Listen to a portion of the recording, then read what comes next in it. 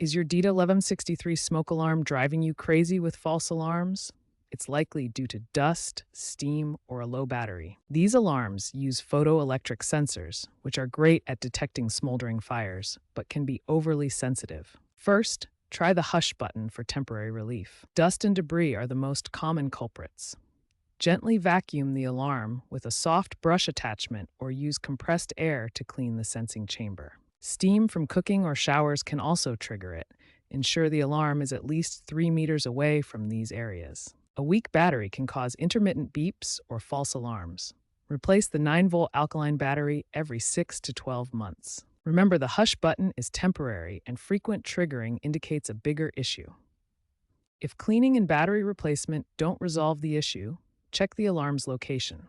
Move it away from areas with steam or dust accumulation. Maintain the alarm with monthly testing and quarterly cleaning to keep it effective.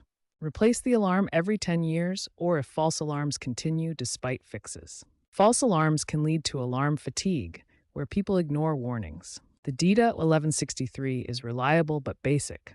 Newer models reduce false alarms with advanced sensors. For uncertainties, consult a certified electrician.